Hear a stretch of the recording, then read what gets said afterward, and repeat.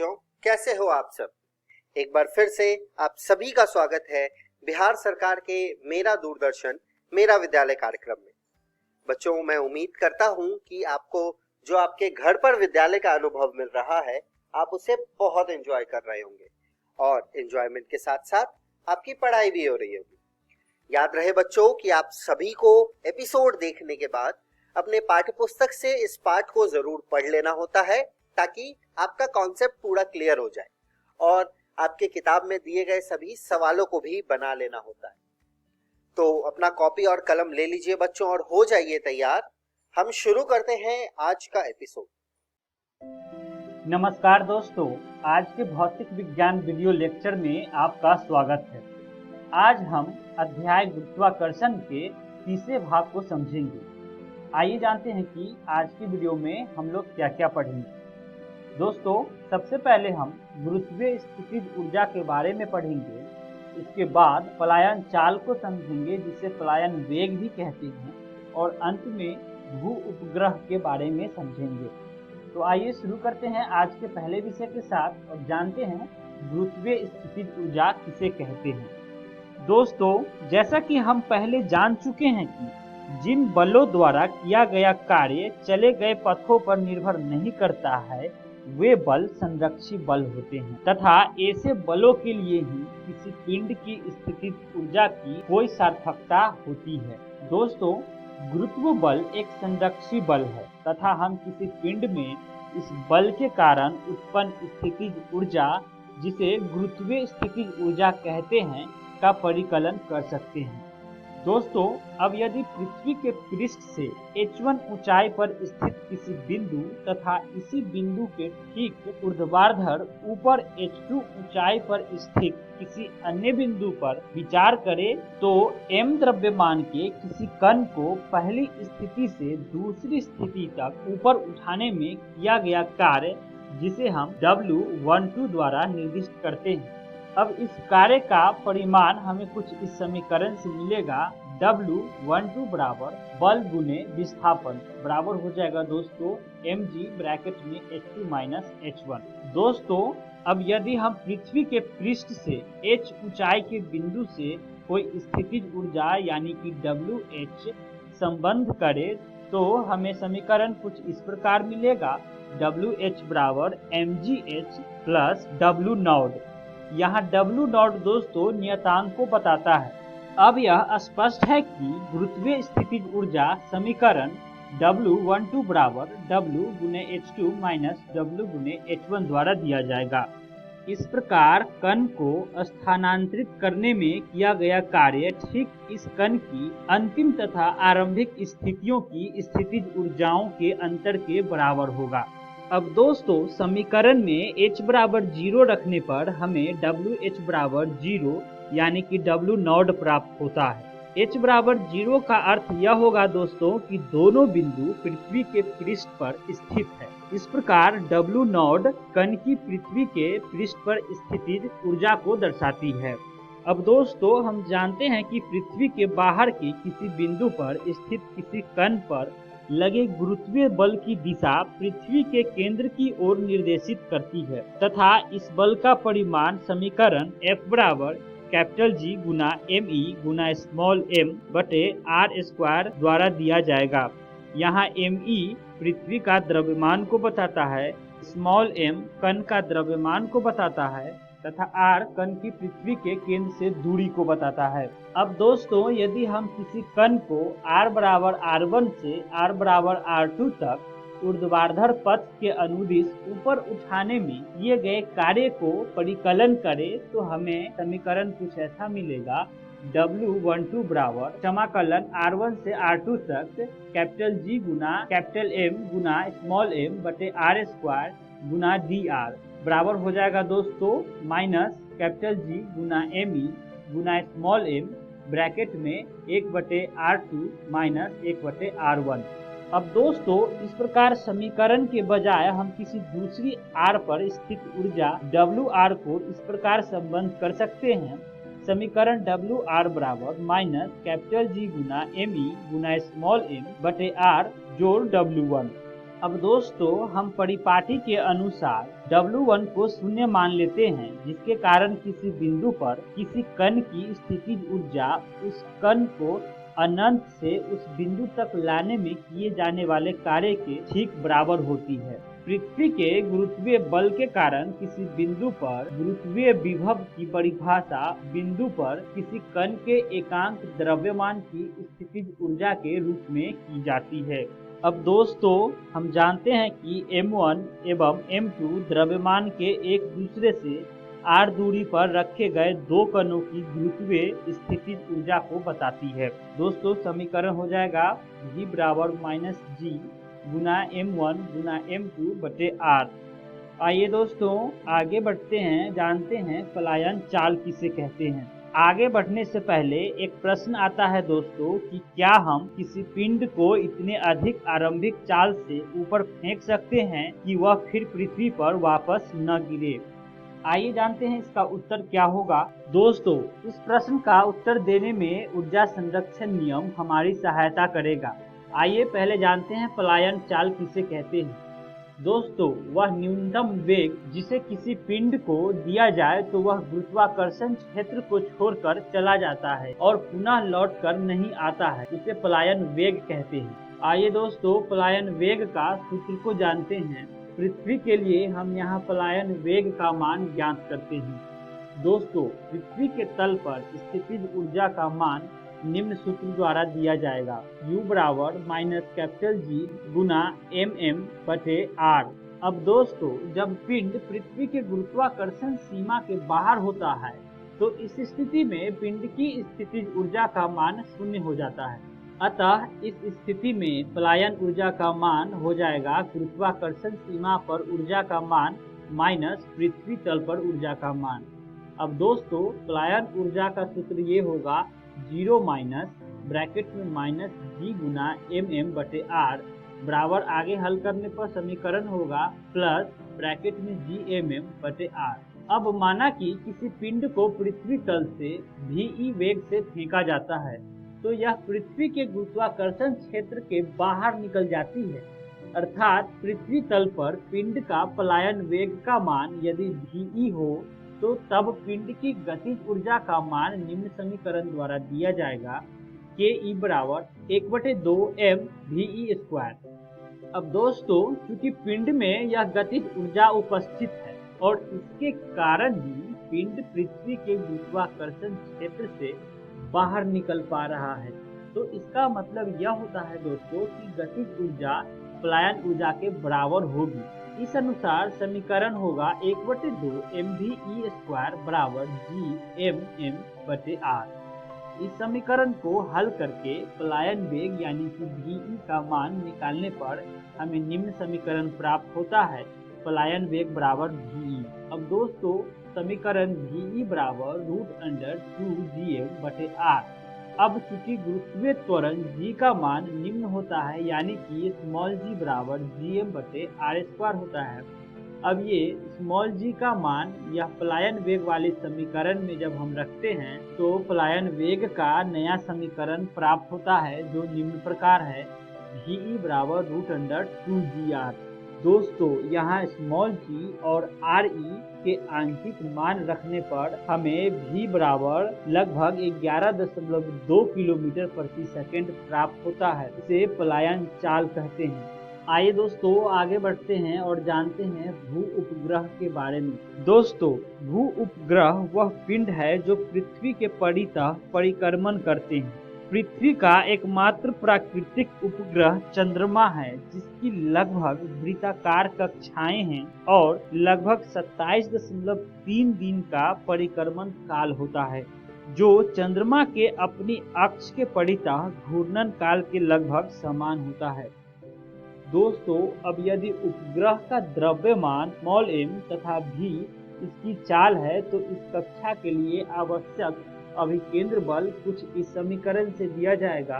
अभिकेंद्र बल यानी कि F बराबर mv² बटे ब्रैकेट में re प्लस h। यहाँ re पृथ्वी की त्रिज्या को बताता है, अब दोस्तों यह बल कक्षा के केंद्र की ओर निर्देशित है। दोस्तों अभिकेंद्र बल गुरुत्वाकर्षण बल द्वारा प्रदान किया जाता है, जिसका मान समीकरण से कुछ ऐसा मिलेगा। F बराबर कैपिटल G गुना स्मॉल m गुना ME बटे RE प्लस H का होल स्क्वायर। दोस्तों इस समीकरण में यहाँ ME पृथ्वी का द्रव्यमान को दर्शाता है।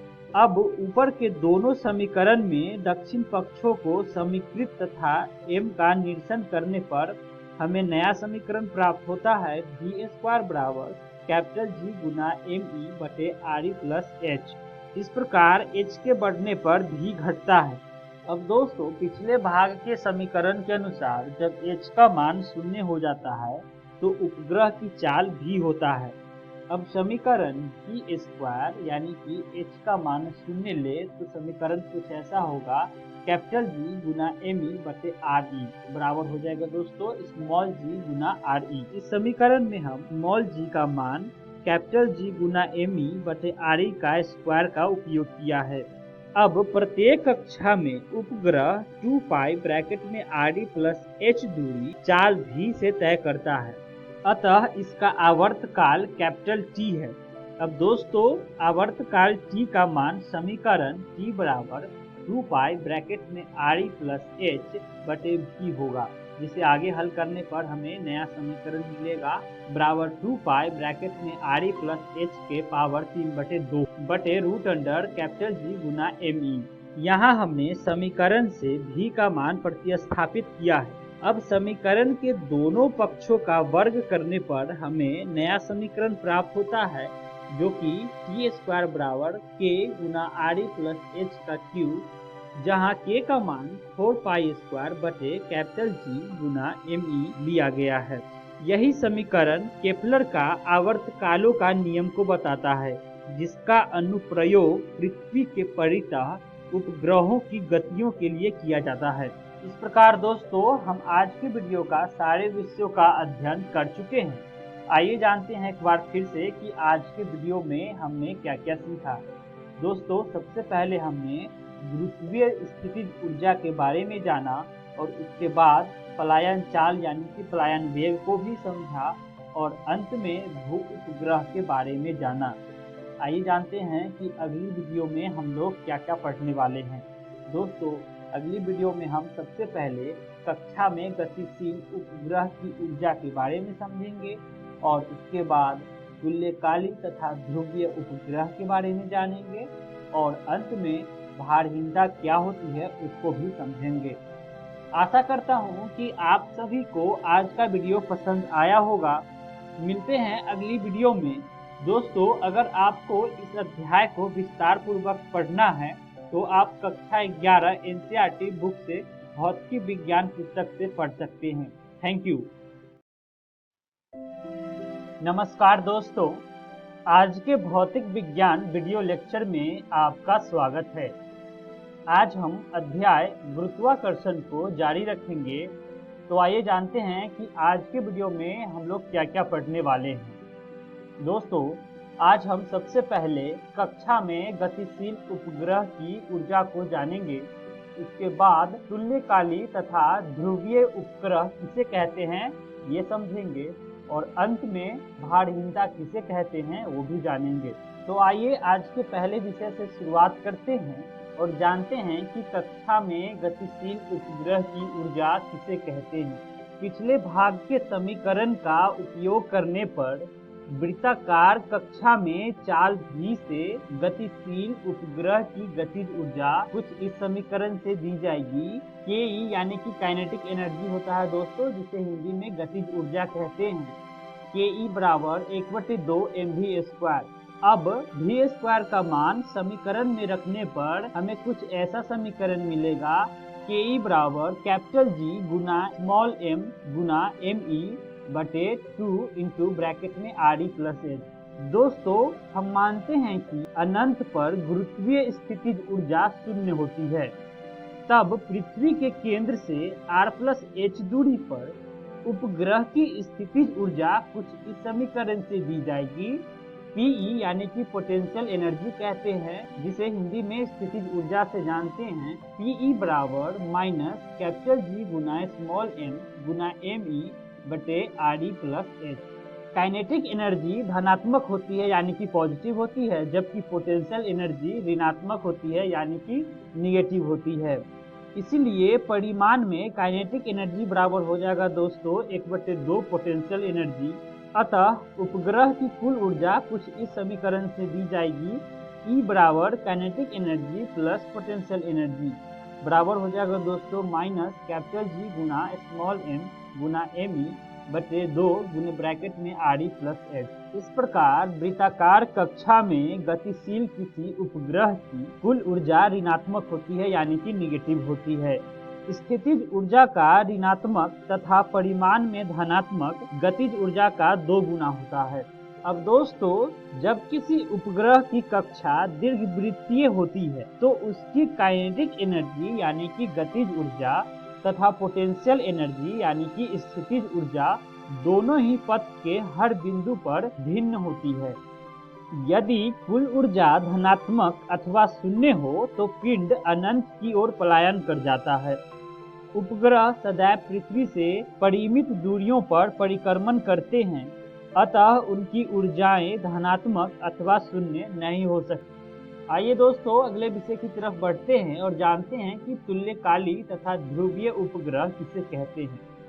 यदि वृत्तीय कक्षा पृथ्वी के विषुवत वृत्त के तल में है तो इस प्रकार का उपग्रह जिसका आवर्तकाल पृथ्वी के अपने अक्ष पर घूर्णन करने के आवर्तकाल के बराबर हो, पृथ्वी के किसी बिंदु से देखने पर स्थिर प्रतीत होगा। इसके लिए परिकलन करने पर आर ई प्लस एच का मान आर ई की तुलना में काफी अधिक हो जाता है।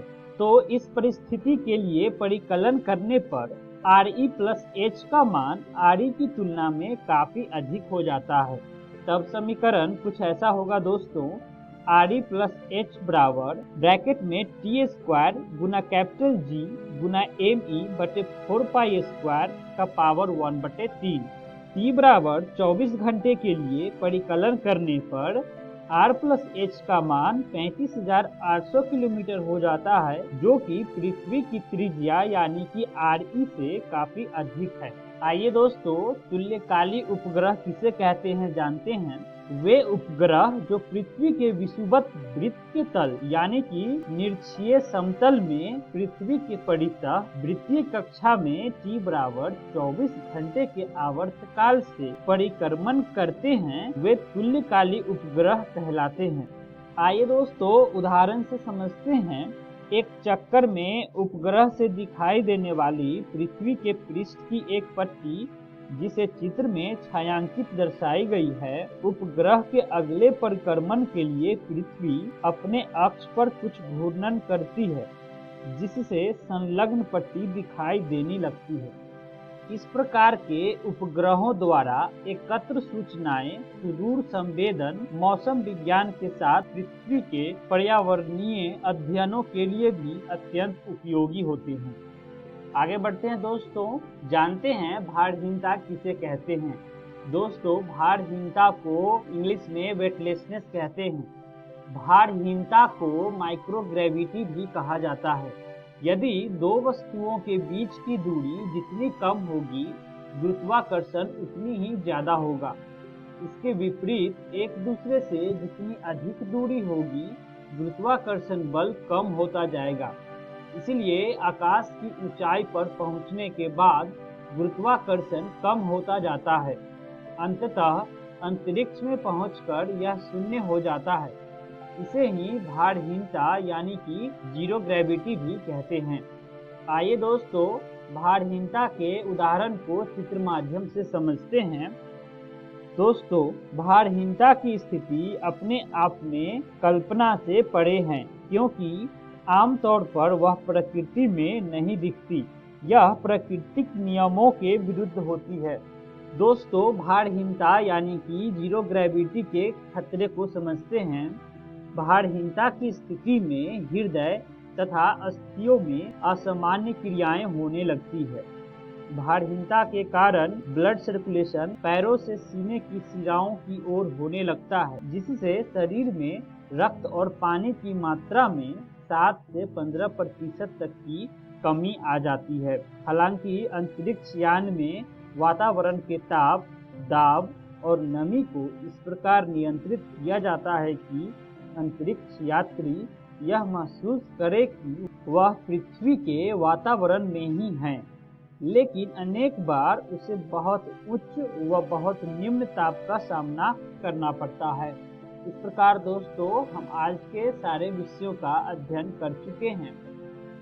आइए जानते हैं कि आज की वीडियो में हमने क्या क्या सीखा। दोस्तों, आज की वीडियो में हमने सबसे पहले कक्षा में गतिशील उपग्रह की ऊर्जा के बारे में जाना और उसके बाद तुल्यकाली तथा ध्रुवीय उपग्रह किसे कहते हैं इसे भी समझा और अंत में हम भारहीनता किसे कहते हैं इसको भी जाना। आइए जानते हैं कि अगली वीडियो में हम लोग क्या क्या पढ़ने वाले हैं। दोस्तों, अगली वीडियो में हम अध्याय गुरुत्वाकर्षण के प्रश्न अभ्यास को करेंगे। आशा करता हूं कि आप सभी को आज का वीडियो पसंद आया होगा। इस अध्याय को विस्तार पूर्वक पढ़ने के लिए आप कक्षा 11 NCERT भौतिकी विज्ञान पुस्तक से पढ़ें। मिलते हैं अगली वीडियो में। धन्यवाद।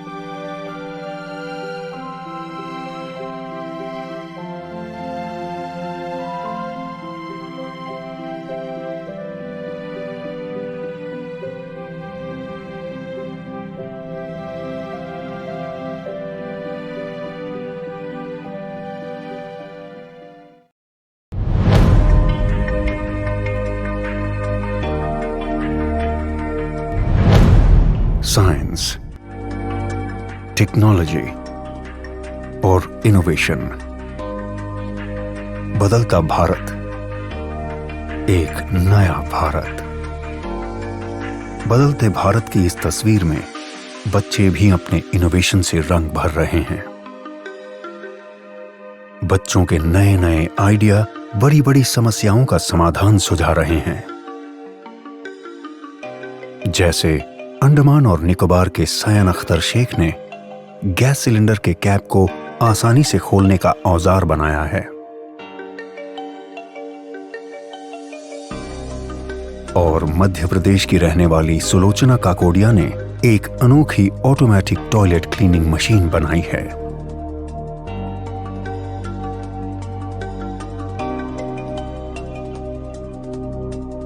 भारत सरकार का विज्ञान एवं प्रौद्योगिकी विभाग DST और राष्ट्रीय नव प्रवर्तन प्रतिष्ठान भारत NIF ऐसे ही लाखों नन्हे इनोवेटर्स को देश भर से ढूंढने का प्रयास कर रहे हैं।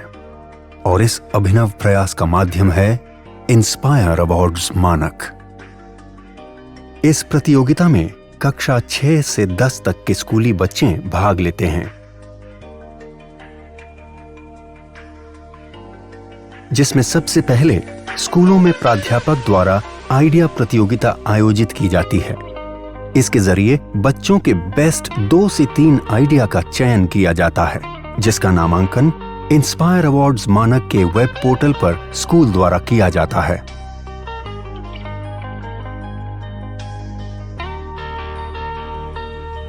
प्रतियोगिता में देश भर से लाखों विचारों को एकत्र किया जाता है।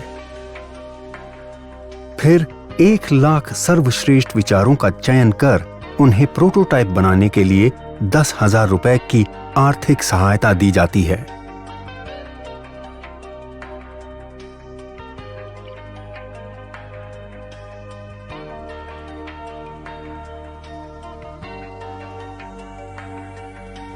और बच्चों को जिला स्तरीय प्रतियोगिता में भाग लेने का अवसर मिलता है।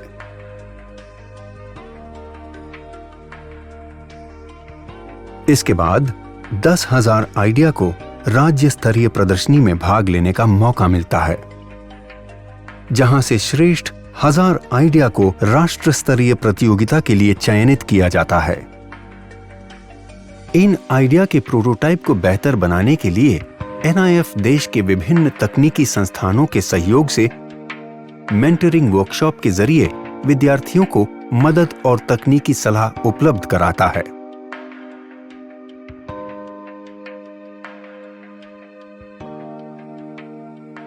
राष्ट्रीय स्तर की प्रदर्शनी में श्रेष्ठतम 60 को राष्ट्रीय पुरस्कार के लिए चयनित किया जाता है। NIF चयनित सभी 60 प्रोटोटाइप की उपयोगिता, व्यावसायिकता की संभावनाओं की जांच कर उसे DST और अपनी अन्य योजनाओं से जोड़ने का प्रयास करता है।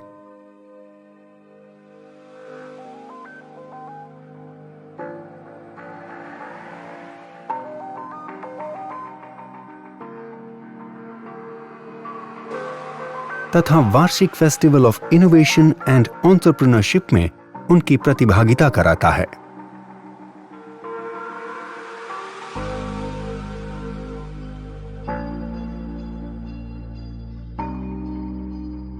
अधिक जानकारी के लिए www.inspireawards-dst.gov.in पर जाएं। आइए लाखों विद्यार्थियों को भविष्य के इनोवेटर्स बनने में हम भी मदद करें और उन्हें कुछ नया और बेहतर करने के लिए प्रेरित करें और इन बच्चों के आइडिया के जरिए एक नया भारत बनाएं। इंस्पायर अवार्ड्स मानक, Inspiring Innovators of Tomorrow. Million Minds Augmenting National Aspiration and Knowledge.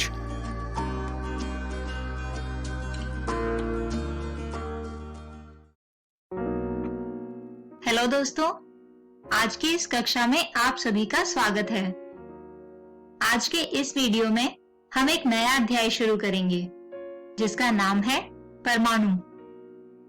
दोस्तों, आज के इस वीडियो में हम इस अध्याय का पहला भाग समझेंगे, जिसमें सबसे पहले हम देखेंगे आज तक के प्रस्तावित परमाणु के विभिन्न मॉडल को और इसके बाद विस्तार से समझेंगे एक महत्वपूर्ण परमाणु के मॉडल के बारे में जो कहलाता है रदरफोर्ड का नाभिकीय मॉडल।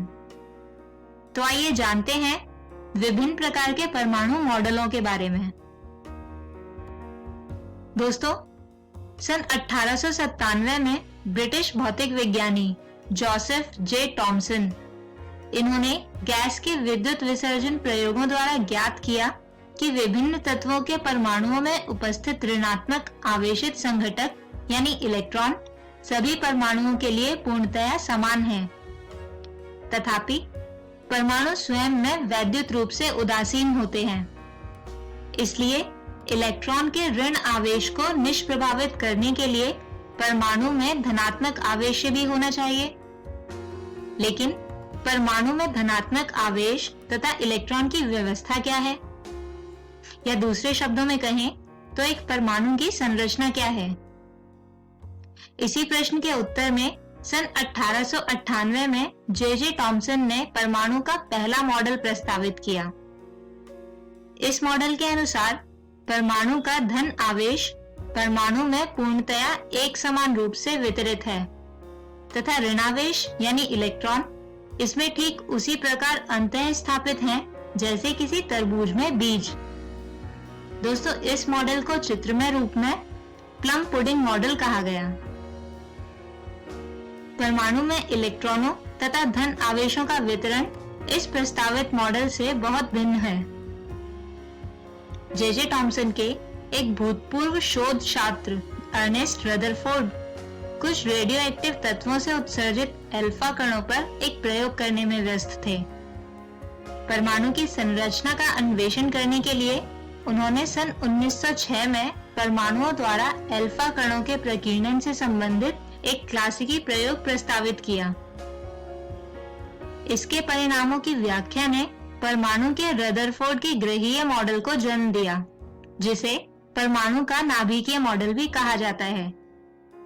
दोस्तों, इस मॉडल के अनुसार किसी परमाणु का कुल धनावेश तथा अधिकांश द्रव्यमान एक सूक्ष्म आयतन में संकेंद्रित होता है, जिसे नाभिक कहते हैं, और इसके चारों ओर इलेक्ट्रॉन ठीक उसी प्रकार परिक्रमा करते हैं जैसे सूर्य के चारों ओर ग्रह परिक्रमा करते हैं। परमाणु के जिस वर्तमान रूप को हम जानते हैं, रदरफोर्ड का नाभिकीय मॉडल उस दिशा में एक बहुत बड़ा कदम था। इसी मॉडल को आगे सन 1913 में नील्स बोर ने और अधिक स्पष्टता से प्रस्तुत किया, जिसमें रदरफोर्ड के मॉडल की खामियों को यह कहकर दूर किया गया था कि इलेक्ट्रॉन नाभिक के चारों ओर चक्कर एक विशिष्ट कक्षा में ही लगाते हैं। इस मॉडल को बोर के परमाणु मॉडल के नाम से जाना जाता है। आइए अब सबसे पहले हम रदरफोर्ड द्वारा प्रस्तुत किए गए मॉडल के विषय में जानते हैं, जिसे कहा जाता है परमाणु का नाभिकीय मॉडल। दोस्तों, सन 1911 में रदरफोर्ड के सुझाव पर एच गाइगर तथा ई मॉर्सडन ने कुछ प्रयोग किए। उनके द्वारा किए गए एक प्रयोग में रेडियो एक्टिव स्रोत बिस्मिथ से उत्सर्जित 5.5 मेगा इलेक्ट्रॉन वोल्ट ऊर्जा वाले अल्फा कणों के एक पुंज को पतले स्वर्ण पन्नी पर दिष्ट कराया गया। इसके बाद प्रकीर्णित अल्फा कणों के विक्षेप मापने के लिए एक घूर्णी संसूचक का प्रयोग किया गया, जिसे स्पेक्ट्रोस्कोप कहते हैं, जिसमें जिंक सल्फाइड का पर्दा एवं एक सूक्ष्मदर्शी था। दोस्तों, रदरफोर्ड द्वारा किए गए प्रयोग में कुछ महत्वपूर्ण अवलोकन हुए, जो कुछ इस प्रकार से हैं। बहुत से अल्फा कण स्वर्ण पन्नी को बिना विक्षेपित हुए पार कर जाते हैं, जबकि कुछ अल्फा कण लगभग 0.14% 1 डिग्री के कोण से अधिक विक्षेपित तथा बहुत ही कम यानी लगभग 8000 में से कोई एक कण 90 डिग्री के कोण से अधिक विक्षेपित होते हैं। कुछ आपतित अल्फा कणों में से अत्यंत कम अल्फा कण आपतित दिशा में वापस लौट जाते हैं। दोस्तों, ये सारे ही अवलोकन इस कल्पना पर आधारित हैं कि परमाणु में एक सूक्ष्म सघन तथा धनावेशित नाभिक है। बहुत से अल्फा कण स्वर्ण पन्नी को पार कर जाते हैं। इसका अर्थ है कि उनमें संघटन नहीं होता। आपतित अल्फा कणों में से केवल 0.14% 1 डिग्री कोण से अधिक तथा 8000 अल्फा कणों में से कोई एक कण 90 डिग्री से अधिक विक्षेपित होता है। इसके लिए रदरफोर्ड ने तर्क दिया कि अल्फा कणों को विपरीत दिशा में विक्षेपित करने के लिए इन पर एक बहुत अधिक प्रतिकर्षण बल लगना चाहिए। इतना अधिक प्रतिकर्षण बल तभी प्राप्त हो सकता है यदि परमाणु का अधिकांश द्रव्यमान तथा इसका धन आवेश इसके केंद्र पर दृढ़ता पूर्वक संकेंद्रित हो। ऐसा होने पर अंदर आता हुआ अल्फा कण धन आवेश को भेदे बिना इसके अत्यंत समीप आ सकता है तथा इस प्रकार के समागम के परिणाम स्वरूप अधिक विक्षेप होगा। इससे नाभिकीय परमाणु की परिकल्पना की पुष्टि होती है। यही कारण है कि रदरफोर्ड को नाभिक की खोज का श्रेय दिया जाता है। दोस्तों, रदरफोर्ड के परमाणु के नाभिकीय मॉडल में परमाणु का कुल धनावेश तथा इसका अधिकांश द्रव्यमान परमाणु के बहुत छोटे से आयतन में संकेंद्रित होता है, जिसे नाभिक कहते हैं, तथा इलेक्ट्रॉन इससे कुछ दूर होते हैं। इलेक्ट्रॉन नाभिक के चारों ओर कक्षा में चक्कर लगाते हैं, ठीक ऐसे ही जैसे सूर्य के चारों ओर ग्रह चक्कर लगाते हैं।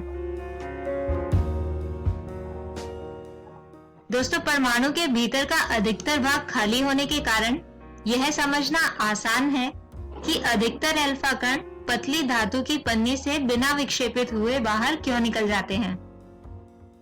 तथापि जब कोई अल्फा कण नाभिक के समीप आता है तो वहां पर विद्यमान प्रबल विद्युत बल इसे बड़े कोण से प्रकीर्णित कर देता है। परमाणु के इलेक्ट्रॉन अत्यंत हल्के होने के कारण अल्फा कणों पर पर्याप्त प्रभाव नहीं डाल पाते। दोस्तों, परमाणु का रदरफोर्ड नाभिकीय मॉडल परमाणु को एक विद्युतीय उदासीन गोले के रूप में चित्रित करता है, जिसके केंद्र में बहुत छोटा किंतु भारी तथा धन आवेशित नाभिक है, जो अपनी अपनी गतिशील स्थिर कक्षाओं में घूमते इलेक्ट्रॉनों से घिरा हुआ है। परिक्रमा करते हुए इलेक्ट्रॉनों तथा नाभिकों के बीच स्थिर वैद्युत आकर्षण बल Fe इलेक्ट्रॉन को अपनी कक्षा में बनाए रखने के लिए आवश्यक अभिकेंद्री बल यानी Fc प्रदान करता है। अतः हाइड्रोजन परमाणु में गतिशील स्थिर कक्षा के लिए Fe बराबर होता है Fc के, या इसे लिख सकते हैं कि mv2/r बराबर होगा 1/4 पाई एप्सिलॉन नॉट e2/r2 के। दोस्तों, यहाँ से v2 का मान आता है e2/4 pi epsilon not mr तथा r का मान प्राप्त होता है e2/4 pi epsilon not mv2। दोस्तों, जैसा कि हम जानते हैं कि किसी कण की कुल ऊर्जा गतिज तथा स्थितिज ऊर्जा के योग के बराबर होती है, यानी E बराबर है K जमा U। और जैसा कि हम जानते हैं कि इलेक्ट्रॉन की गतिज ऊर्जा बराबर होती है 1/mv2 के। तो यहाँ पर v2 का मान रखा जाए तो प्राप्त होता है गतिज ऊर्जा का व्यंजक, जो होगा 1/2 e2/4 pi epsilon not r। इसके अतिरिक्त इलेक्ट्रॉन की स्थितिज ऊर्जा को लिखा जा सकता है e2/4 pi epsilon not r के। तो इससे प्राप्त होता है किसी इलेक्ट्रॉन की कक्षा में उसकी कुल ऊर्जा यानी E। तो दोस्तों, इसी विषय के साथ हम खत्म करते हैं हमारा आज का ये वीडियो, और उम्मीद करते हैं कि इस वीडियो में समझाए गए विषय आपको समझ आए होंगे। दोस्तों, आज के हमारे इस वीडियो में हमने जाने परमाणु के विभिन्न मॉडल और एक महत्वपूर्ण मॉडल रदरफोर्ड का नाभिकीय मॉडल और उससे जुड़े कुछ महत्वपूर्ण तथ्य। अगले वीडियो में हम बात करेंगे इसी अध्याय के अगले भाग की, जिसमें हम जानेंगे हाइड्रोजन परमाणु का बोर मॉडल और ऊर्जा स्तर को। तब तक के लिए गुड बाय।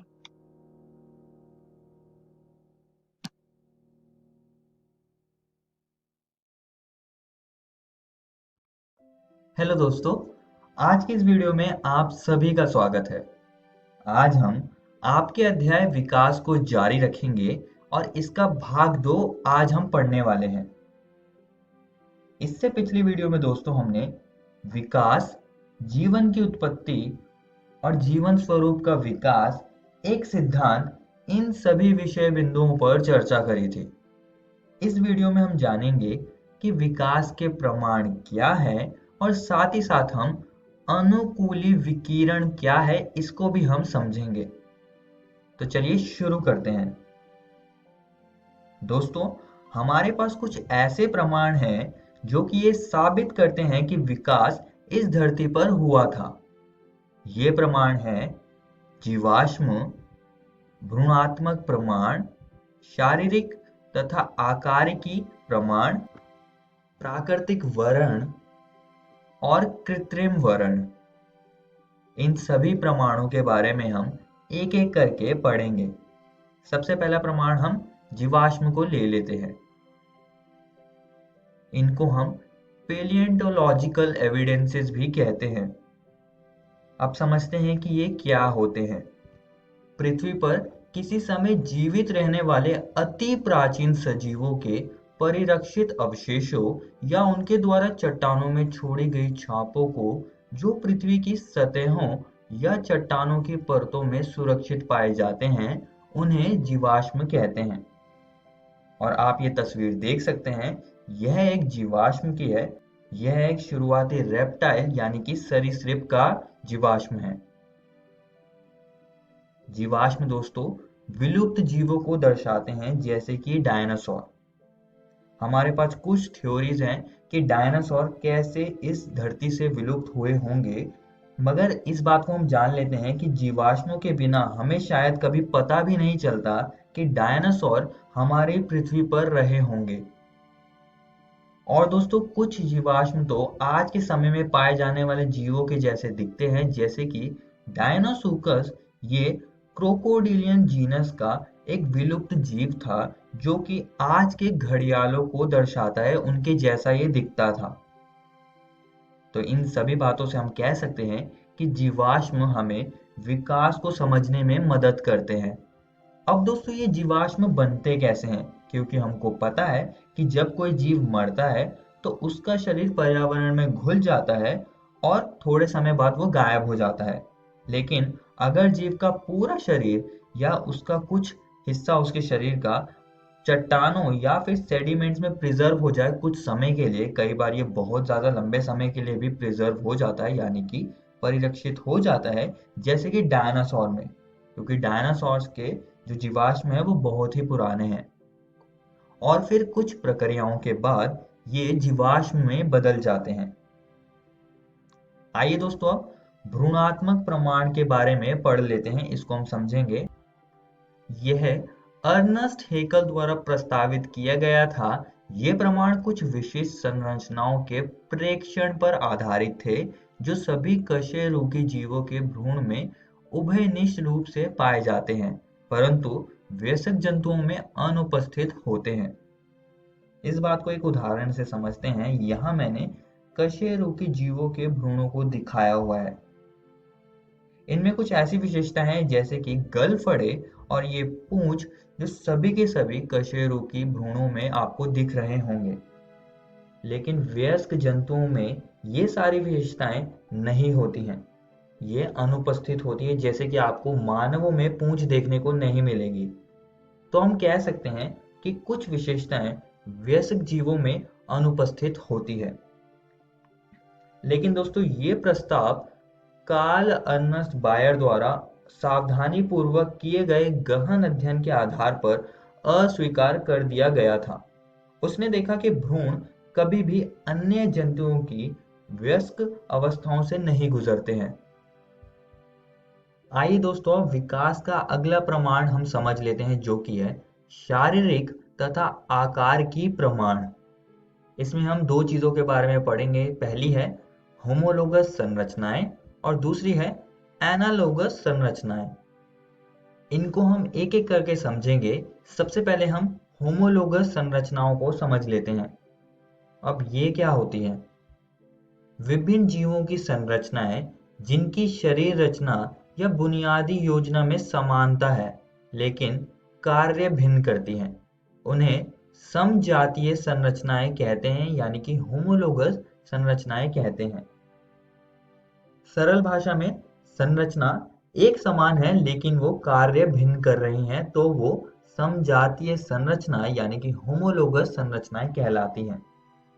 उदाहरण के लिए आप यहाँ देख सकते हैं, ये मानव की, ये कुत्ते की, ये चिड़िया की और ये वेल की मैंने 4 लिम्ब की संरचना को आपको यहाँ दिखाया हुआ है। इनमें आपस में समानता है मगर ये कार्य अलग अलग करते हैं, तो ये हो गई होमोलोगस संरचनाएं। भिन्न भिन्न कार्य संपन्न करने के कारण वही रचना भिन्न रूप ले लेती है। ये अपसारी विकास यानी कि डायवर्जेंट एवोल्यूशन है और यह संरचनाएं समजातीय होती हैं जिसमें समान पूर्वज परंपराएं होती हैं। इस घटना को समजातता कहते हैं। अब दोस्तों पौधे भी होमोलोगस संरचनाओं को दर्शाते हैं, जैसे कि बोगेनविलिया के पौधा और क्यूकुरबिटा का पौधा। अब जो बोगेनविलिया के पास जो कांटे होते हैं और जो क्यूकुरबिटा के पास प्रतान होती है यानी कि टेंड्रिल होती है, ये दोनों आपस में होमोलोगस संरचनाएं हैं। अब ये कैसे होमोलोगस संरचनाएं हैं इनको हम देख लेते हैं। एक तरफ मैं कांटे को लिख देता हूं और दूसरी तरफ मैं प्रतान को लिख देता हूं। अब हम इन्हें होमोलोगस संरचनाएं इसलिए कह रहे हैं क्योंकि दोनों ही कक्षीय कली की स्थिति में होते हैं और दोनों ही कक्षीय कली के रूपांतरण हैं, लेकिन ये दोनों भिन्न भिन्न कार्य करते हैं। जैसे कि जो कांटे होते हैं पौधे के, ये इनको सुरक्षा प्रदान करते हैं और दूसरी ओर प्रतान चढ़ाई के काम आता है। आइए दोस्तों अब एनालोगस संरचनाओं को समझ लेते हैं। विभिन्न जीवों में संरचनाएं जो शरीर रचना से समान नहीं है, हालांकि वे समान कार्य करते हैं, इन्हें एनालोगस संरचना या अनुरूप संरचना कहा जाता है। सरल भाषा में अब जो संरचना अलग होगी लेकिन उसका कार्य एक समान होगा, उन्हें हम एनालोगस संरचना कहते हैं। अनुरूपता या तुल्य रूपता सामान्य वंश यानी कि कॉमन एंसेस्ट्री को इंगित नहीं करता है, जिसका मतलब है कि इन सभी जीवों के जिनके पास एनालोगस संरचनाएं होंगी उनके आपस में कॉमन एंसेस्टर नहीं होंगे, उनके सामान्य वंशज नहीं होंगे। तो ये बात आप सभी दोस्तों को याद रखनी है। इसलिए अनुरूप संरचनाएं अभिसरण विकास यानी कि कन्वर्जेंट एवोल्यूशन का एक परिणाम है। एक ही कार्य के लिए विकसित होने वाली विभिन्न संरचनाएं और इसलिए इनमें समानता है। उदाहरण के लिए आप पक्षी का पंख और तितली का पंख देख सकते हैं। इनकी संरचना अलग होती है लेकिन ये कार्य एक ही करते हैं, ये उड़ने का कार्य करते हैं। ऐसे ही तितली और चमगादड़ के पंखों में भी होता है। और इसका एक और उदाहरण है जिसमें कि आलू और शकरकंदी आता है। अब ये दोनों का मूल अलग अलग होता है, जैसे कि जो आलू है वो रूपांतरित तना है और जो शकरकंदी है वो रूपांतरित मूल है, लेकिन ये कार्य समान करते हैं जो कि है खाद्य पदार्थ का संग्रहण। दोस्तों एक और चीज है जो विकास का समर्थन करती है, वो है प्राकृतिक वर्ण। इसके बारे में हमने इससे पिछली वीडियो में पढ़ा था और इसमें मैंने आपको बताया था कि अगर कोई जीव दूसरे की तुलना में ज्यादा फिट होगा दिए गए पर्यावरण में तो वो ज्यादा अच्छे से सरवाइव कर पाएगा, उसको प्रकृति ने चुना होगा। तो इंग्लैंड में 1850 के दशक में क्या हुआ था कि औद्योगिकरण नहीं था वहां पर। तब जो श्वेत पंखी शलभ थे उनकी संख्या अधिक थी और काले पंखी शलभ उनकी संख्या कम थी। बाद में 1920 में वहां पर इंग्लैंड में औद्योगिकरण आया, जिसकी वजह से वहां पर प्रदूषण बढ़ गया। प्रदूषण के धुएं की वजह से जो वृक्ष के तने थे वो काले पड़ने लग गए थे। इसकी वजह से जो श्वेत पंखी शलभ थे उनकी संख्या कम होने लगी थी, क्योंकि उनका शिकार करने वाले जितने भी शिकारी थे उनको वो आसानी से देख पा रहे थे काले तने के ऊपर, जो कि जब प्रदूषण नहीं था, प्रदूषण रहित क्षेत्र था, तब वो चीज मुश्किल से होती थी। और जो काले पंखी शलभ थे उनकी संख्या बढ़ रही थी क्योंकि वह काले तने में घुल मिल जा रहे थे। तो इस बात से ये पता चलता है कि किसी मिश्रित आबादी में जो जीव पर्यावरण या प्रकृति द्वारा चुना जाएगा वो अच्छे से सरवाइव कर पाएगा। आइए दोस्तों अब कृत्रिम वर्ण को समझ लेते हैं। यह वांछित लक्षणों के लिए पौधों या जानवरों का चयनात्मक प्रजनन है। जैसे कि वाइल्ड मस्टर्ड से हम भिन्न भिन्न सब्जियों को उत्पन्न करते हैं, जैसे कि ब्रोकली, गोभी, पत्ता गोभी इत्यादि।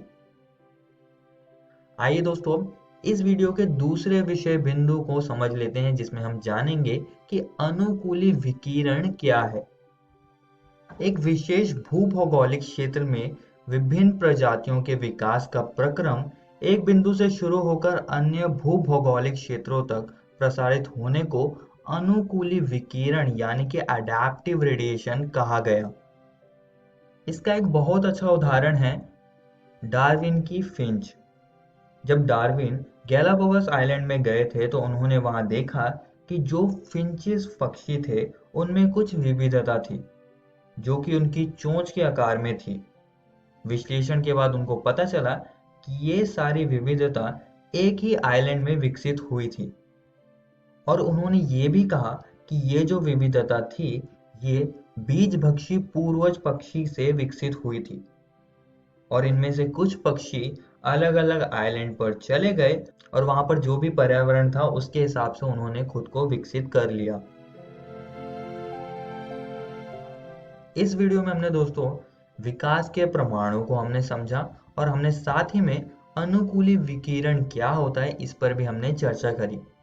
और दोस्तों मैं आप सभी को एक और बात बताना चाहता हूँ कि आज हमने आपकी एनसीईआरटी किताब के ये 2 विषय बिंदुओं को खत्म कर लिया है। आप इनको जरूर घर से किताब से पढ़कर आइएगा। अगली वीडियो में हम इस अध्याय की कुछ और बातों को जानेंगे जिसमें कि हम जानेंगे जैव विकास के बारे में, हम विकास की क्रिया विधि को समझेंगे और आखिरी में हम हार्डी वेनबर्ग सिद्धांत पर भी चर्चा करेंगे। धन्यवाद।